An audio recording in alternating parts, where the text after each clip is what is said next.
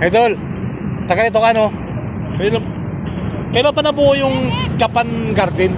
Anong year yun? Pero matagal ka na rito? Ha? Matagal ka na rito? Taon pa lang ako rin.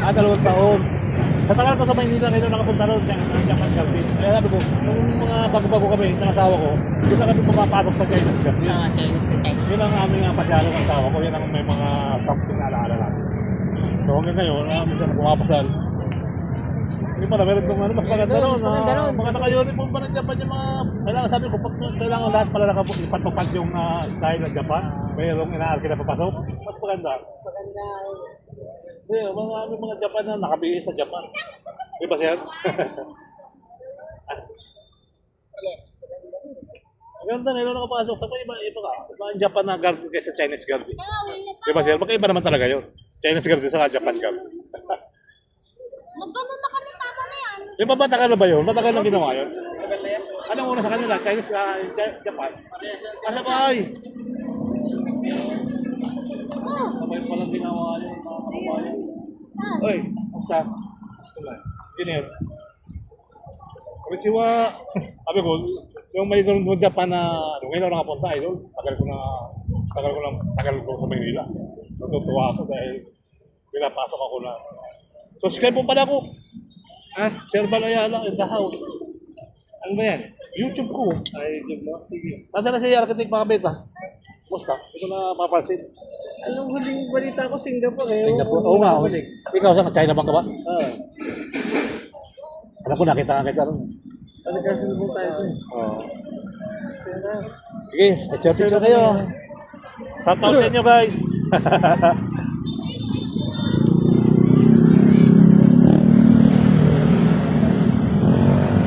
Tagal na pala, makasabay palang gawin yun. Nakakapagtaka lang ngayon. Sa tagal ko sa Maynila, hindi na nakapasok ng Japan Garden.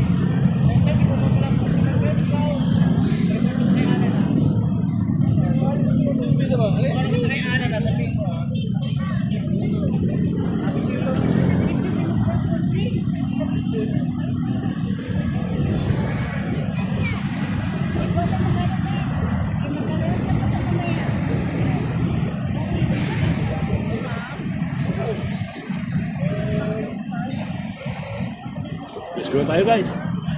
Bawal pala dyan. Nakalimutan ko.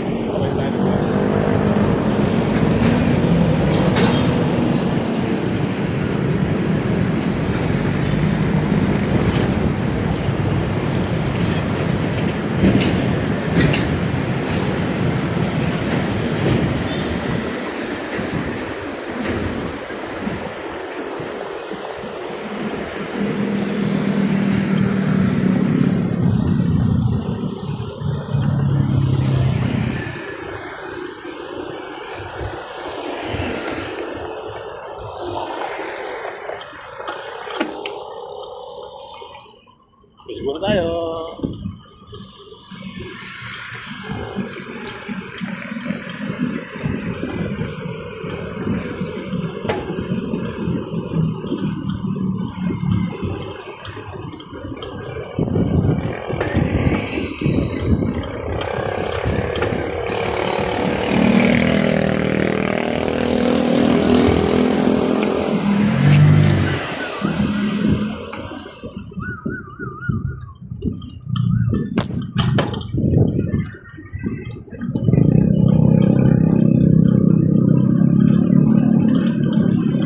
Ross Boulevard.